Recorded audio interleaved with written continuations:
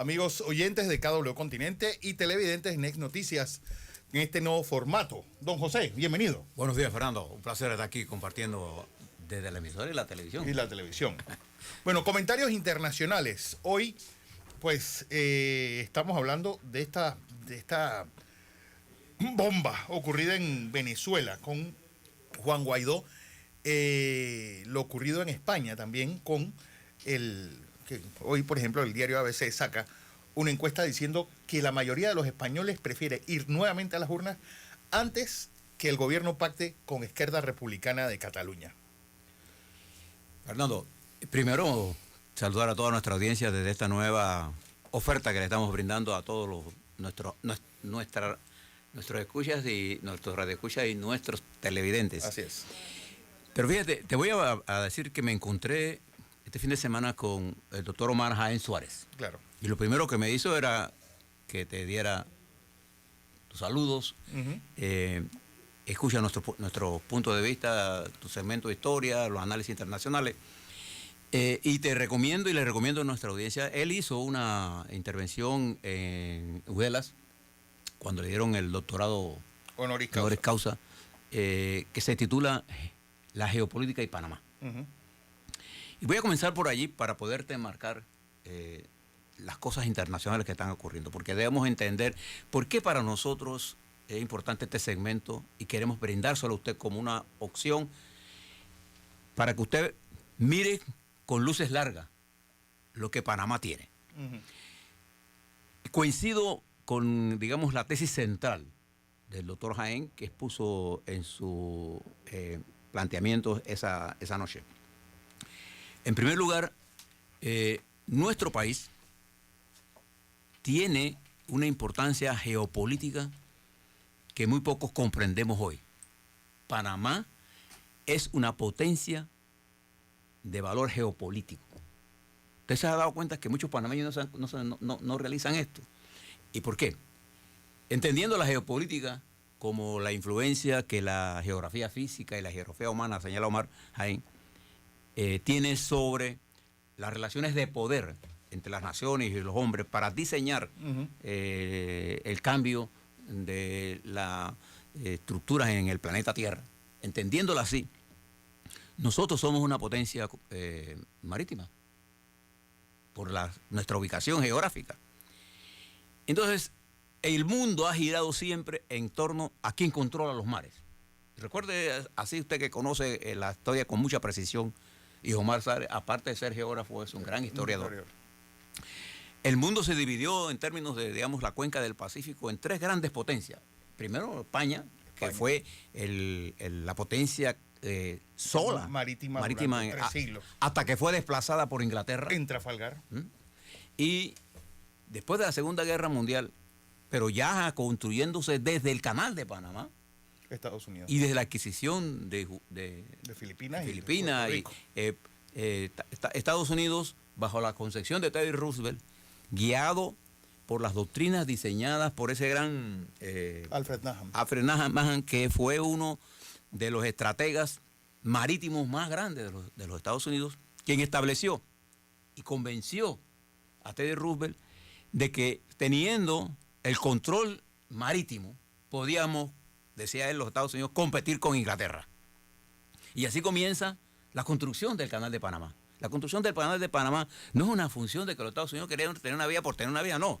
Era parte de una estrategia mundial que tenía la intención de llevar a los Estados Unidos a ser la potencia que desplazara a Inglaterra, como efectivamente lo va a hacer. Y que se prueba cuando los ingleses, cuando los Estados Unidos va a la guerra de España, y tiene que llevar tropas desde Cuba a Filipinas. Es decir, ahí es donde se entra en juego el libro de la Gran Flota Blanca, que es ese libro de Nahman, que se pone como texto obligatorio en la Academia de Nápoles durante la última parte del siglo XIX y principios del XX. Es decir, para que todos aquellos soldados, todos aquellos miembros que fueran a participar en la Armada de Estados Unidos tuvieran esa concepción clara hacia dónde iban. Todos los políticos panameños debieran estudiar a Alfred Thayer Mahan, que fue el ideólogo que diseñó la estrategia marítima, del poder marítimo de los Estados Unidos, que viene a concretarse en 1945 cuando los Estados Unidos derrota al imperio japonés y tiene el control, ahora sí, de todo el Pacífico. de lo que se llamó el lago español, pasó a ser el lago británico, como decía Omar Haim, para convertirse en el lago norteamericano. Yo creo que todo eso tiene su corolario, su punto más importante, cuando un californiano, alguien que veía hacia el Pacífico como lo fue Richard Nixon, decide abrir relaciones con China. Yo creo que ese es el punto más importante de convertir o salir de ese Mare Nostrum, que era el pequeño mar Caribe de los Estados Unidos, hacia el gran océano Pacífico. Y fíjese que en la teoría de Mahan, usted se mete a internet, en vez de estar viendo bochinche, mire, busque, ponga ahí Alfred Thayer Mahan, y él le va a salir quién es él. Él decía que Estados Unidos tiene que tener una flota mercante poderosa, tiene que tener una armada poderosa, tiene que tener colonias, tiene que tener donde conseguir materia prima y tiene que tener control de pasos importantes en el mundo. Eso hizo que los Estados Unidos, cuando construyó el Canal de Panamá, le diera a Panamá el carácter geopolítico de potencia marítima global. Nosotros, en la época de 1903, nuestros dirigentes de esa época tuvieron conciencia de eso. Por eso los acuerdos con los Estados Unidos lo hicieron los conservadores panameños y lograron colocarnos a nosotros. Que eran los dueños del comercio de ese momento. Exactamente. Entonces ellos tenían una concepción de ese momento. La segunda vez que lo vamos a tener, y lo señala muy bien Omar Haim, es en el año 64, cuando pasamos de la etapa de revisión de los tratados para abrogar los tratados y controlar nosotros el espacio marítimo. En ese periodo, que va del 64 hasta la firma de los tratados Torrijos-Carter, la dirigencia política del país tenía concepción clara del poder geopolítico. Hacia dónde quería ir. Y particularmente Omar Torrijos, con la influencia de Tony Tack, y tú sabes el pensamiento de Tony Tack, no solamente de Tony Tack, sino de Aquilino Boy, de Jorge Illueca, Omar Jaime Soares fue parte de esa concepción estratégica. Nosotros diseñamos por colocar a Panamá y se internacionalizó la lucha con el Canal de Panamá, que va a tener su época más importante cuando se declara en el año de 1978 la eliminación de la zona del canal. Y posteriormente, el 31 de diciembre, Panamá pasa a control. Pero fíjese qué ha pasado. Después de 30 años, hemos perdido esa visión. Y ahora le hablo un poco sobre esto. ¿Por qué yo le digo esto? ¿Qué está pasando en el mundo ahora mismo que enlaza esta concesión histórica que le hemos brindado? El mundo está en este momento cambiando a una velocidad y lo que se está discutiendo es una redistribución del comercio global. Porque la globalización produjo un desequilibrio en los Estados Unidos, en la propia Inglaterra. La razón por la que el Brexit sale es porque los ingleses consideraron que el Brexit había hecho una disminución del poder de Inglaterra para subsidiar a Europa. Y los Estados Unidos se había visto, de acuerdo a la concesión de Trump y de muchos economistas norteamericanos, había hecho demasiadas concesiones en el comercio y tenía un déficit comercial enorme. Todos mitos. Entonces, todo este nuevo mundo replantea cambios a una velocidad gigantesca. Se lo voy a resumir para que tenga lo que está pasando hoy. Pues. Hoy, por ejemplo, en los Estados Unidos, el presidente Trump ha decidido, bajo la consigna de América para los americanos, darle una especie de retroceso al proceso de globalización, y lo que ha logrado es aislar a los Estados Unidos de los niveles de influencia donde otras potencias tenían. ¿Qué potencias han surgido? China. La República Popular China, como la segunda potencia más importante del mundo, el resurgimiento de esa estructura que se llama la Unión Europea, aliado estratégico de los Estados Unidos, pero que los Estados Unidos ha abandonado ese territorio bajo la presidencia del señor Trump, no lo había hecho bajo otros presidentes. Indonesia, y el surgimiento India, de economías emergentes importantes como India, China, Brasil, Sudáfrica, y en cierta medida Rusia, México, que todavía no está clara en su rol en el mundo. No está muy claro su panorama. Exacto. Y eso ha llevado, por ejemplo, fíjese ahora, en todo esto que está ocurriendo en los Estados Unidos, ahora se encuentra bajo una situación muy compleja. El presidente de los Estados Unidos va a ser llevado a un proceso judicial. De hecho, el Comité de Inteligencia hoy comienza la revisión final para mandársela al judicial, tiene 24 horas, va a circular ya un borrador de las investigaciones que ha hecho para que el Comité Judicial levante las causales de indictment, perdón, de impeachment. No es un indictment, es un impeachment, es un juicio político y que ellos tienen la mayoría para hacerlo. Y es probable que antes de Navidades el presidente de los Estados Unidos sea llamado a un juicio político.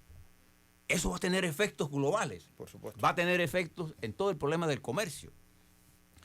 Y ahora le hablo de nuestra relación comercial cuando vea a la parte panameña. Es importante que tengamos esto en la mente. Y esto ha traído, por ejemplo, como consecuencias este aislamiento de los Estados Unidos de España, de Europa. Ha tenido el debilitamiento de Europa y la fortaleza de Rusia. El poder de influencia de Rusia en Europa y Europa Oriental es mayor del poder económico de ese país. Y además de eso, ha creado una situación en el Mediano Oriente bien peligrosa. Por ejemplo, el Congreso de los Estados, la Cámara de Diputados de Irak aceptó ya la salida del primer ministro.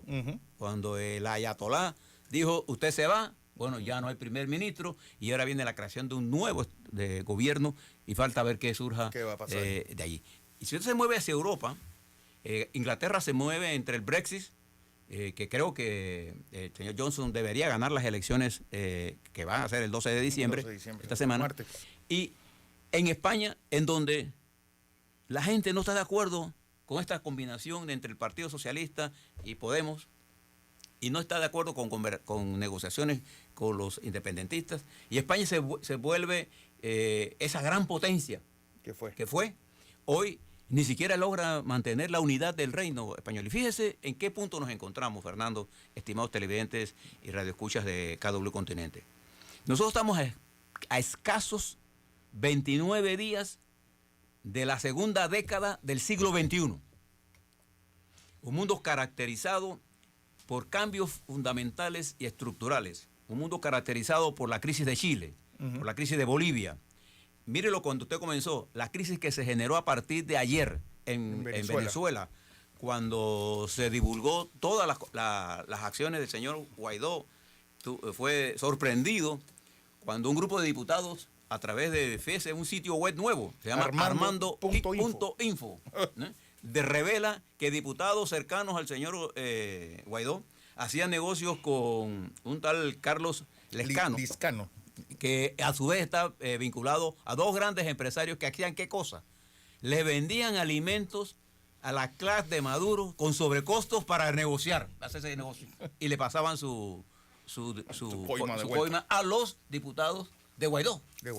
Pero el día viernes explota otra, que fue la destitución de Humberto Calderón Berti, que fue destituido como embajador, entre comillas, de Guaidó en Colombia. Porque Berti había señalado de que se estaban robando los fondos a los militares que se habían fugado de Colombia. Entonces la corrupción de Venezuela hacia Colombia ha tocado al gobierno, a la estructura política de Guaidó. E igualmente, cuando usted se mira lo que está ocurriendo en nuestra región y lo que está ocurriendo en el mundo, ¿qué le debe llevar a pensar esto? Que hay una repartición del mundo. Uno de los pocos países, estimados televidentes y radioescuchas, que está preparado para hacer un uso adecuado de esto, es nuestro país. Y nosotros no lo estamos haciendo. De allí la importancia de la definición de nuestra política exterior para comprender que en este mundo moderno, observe Panamá. Panamá hoy, a la apertura de nuestras relaciones con la República Popular China, si la vemos con la importancia geopolítica que tiene, abrimos un camino nuevo, pero no le hemos dado la dimensión correspondiente porque estamos envueltos, Varela tuvo la facultad de llevarnos a pensarnos mirando hacia abajo. De empequeñecer. Esa es la palabra. El país, sin comprender ni el valor histórico de nuestras acciones, ni el valor geopolítico con Panamá. Fíjese Panamá hoy, una potencia marítima, con una de las flotas mercantes más grandes del mundo, con un canal ampliado, siendo parte integral del comercio mundial, donde 5% del comercio pasa por aquí. Y usted se fija que nuestro país es geopolíticamente más importante que Cuba, Sí. que Puerto Rico, que toda América Central junta, y compite como capacidad de país, de potencia marítima, por encima. Es más, nuestro desarrollo portuario, impresionante desarrollo portuario, es lo que la teoría de Alfred Ajá. explicaba. Nosotros tenemos puertos, nosotros tenemos barcos, nosotros tenemos experiencia, tenemos capacidad, y somos una ruta corta y somos parte de esa cuenca del Pacífico. Pero fíjese, Panamá no es parte de ninguna institución Que tenga que ver con las discusiones que están dando en la cuerda. ¿Qué nos plantea esto? Que durante los últimos 30 años la dirección política del país ha perdido la concepción. Es que no tiene ninguna misión. Exactamente. Nosotros todavía nosotros llegamos al siglo XXI, Panamá, sin ninguna misión clara, como generación, como gol o como meta política de parte de nuestra clase política. Y eso es lo que en su momento fue la separación, después fue la búsqueda de la recuperación del canal, la búsqueda de la democracia para la generación inmediatamente anterior. Esta que ha llegado no tiene una misión clara. Sí, no la tiene porque no la quiere tener. ¿Por qué? Porque nosotros, en el mundo moderno, han dejado todo al mercado. ¿Qué es lo que ha hecho el desarrollo? ¿Qué todavía hace los Estados Unidos ser una potencia importante económicamente? Su desarrollo tecnológico, particularmente por haber permitido una migración con alta capacidad para estudiar. Claro. Nosotros hemos retrocedido, porque ahora tenemos una campaña en contra de las migraciones. Nuestro sistema educativo es de los más atrasados, contrario al esquema educativo que los liberales desarrollaron en este país. Las reformas liberales de los años 20, 30 ayudaron a este país hasta los 60. El último intento de reforma educativa la hizo Omar Torrijos. En el 79. Pero los partidos políticos perdieron esa capacidad de prepararse, de tener... hace unos minutos comparaba con Fernando dirigentes femeninas de ayer con dirigentes femeninas de hoy, dirigentes masculinos de ayer con dirigentes de hoy, y los abismos son grandes, no en términos de los conocimientos de la mayoría de la gente, sino en términos de la reducción que los partidos políticos han hecho del debate político nacional. Y esto es importante que nosotros lo tengamos, porque dos elementos son importantes en este momento para nosotros. Primero, entender en qué escenario nos movemos y cuál es el rol que Panamá tiene. Y por eso nosotros todos los mañanas le adelantamos esta estructura internacional. ¿Cómo usted debe ver la relación con la República Popular China? Con carácter estratégico. Claro. ¿Cómo debe ver la de Japón? Nosotros no debemos mandar a Japón a cualquier persona. Tenemos que mandar a alguien que tenga una visión geopolítica de esto. Corea del Sur. Indonesia. India. Inglaterra. Alemania. Sudáfrica. Bruselas. Corea del Sur. Singapur. Observen Singapur. Singapur se ha convertido y tiene concepción geopolítica de su importancia. Hoy Singapur maneja al año casi 110,000 barcos por año. Nosotros manejamos 35,000. 7 millones de teus se mueven en Singapur. Entonces, pero ellos, con casi el tamaño de la provincia de Chiriquí, tienen una preparación técnico-científica y una educación tan sólida. Entonces, mirándonos en ese mundo, digamos, como nuestro primer programa en esta nueva edición, queríamos plantearles a ustedes, utilizando elementos importantes que el doctor Omar Jaén Suárez utiliza, que nosotros compartimos y que hemos dialogando todas las mañanas con ustedes. Este es el momento de nosotros entender, en este mundo global que les narramos, comprendiendo nuestra historia. Por eso hay un segmento de historia aquí. Nuestra historia está llena de hombres y mujeres que tuvieron esta concepción de entender el mundo. Hombre, la independencia de Panamá de Colombia se daba por una contradicción fundamental. Colombia estaba mirando su ombligo, mientras nosotros teníamos la oportunidad de mirar hacia... No estábamos mirando el comercio global, teníamos ferrocarril desde internacional desde el 1855 y estábamos construyendo un canal que era una zanja. Pero cuando se da esta congruencia, esta coincidencia de los intereses estratégicos de un Teddy Roosevelt, y por eso yo me tomé Panamá, porque ellos más que dominarnos a nosotros estaban interesados en el paso Esta era la comunicación del Océano Atlántico con el Pacífico. Ya tenían No el ferrocarril. olvidemos que con ese bloqueo británico a Caracas, que fue en 1903, Teddy Roosevelt dice América para los americanos, no, América para los estadounidenses. Es una concepción mucho más abarcadora de la propia concepción que los Estados Unidos tenían de este continente. Y déjeme terminarle en este primer segmento, para ir al nacional ahora, que está preñado de problemas. Fíjese, Colombia. En el año de 1903, Colombia estaba, bueno, antes del 3 nos llevó una guerra de los 1000 días, peleándose entre ellos, caudillos. Pero ahora, Colombia está pensando en competir con puertos con nosotros. Sí. Colombia tiene acuerdos con la República Popular China para comerciar directamente sin tener que pasar por nosotros. Por Panamá. Colombia es nuestro principal consumidor, nuestro principal competidor, uno de nuestros competidores, pero Colombia está envuelto en una estructura económica y social y política de atraso. El único país de América Latina con las capacidades para aprovechar de corto plazo este nuevo mundo que sabe, somos nosotros. Ahora usted se pregunta, ¿qué estamos haciendo nosotros? Nada. ¿Qué hemos aprendido de la historia de 1903, de esa impresionante experiencia que fue las negociaciones con los Estados Unidos en la época de Omar Torrijos? Cada vez que uno menciona esto, dice, no, lo que pasa es que usted nada más habla de Omar Torrijos, pero es que es una época que culminó un esfuerzo generacional en donde se sintetizó el conocimiento acumulado de la nación y los mejores hombres y mujeres fueron puestos a esta negociación que se llevó a nivel internacional y que nos dio a nosotros un nivel internacional que los redujimos cuando la invasión en 1900 y más nunca hemos entrado a plantearnos que a partir de 1999, el 31 de diciembre, íbamos a tener un nuevo país. Íbamos a tener una nueva situación importante y que ahora que entramos a la segunda década del siglo XXI, estos retos cobran vigencia. Cobran vigencia.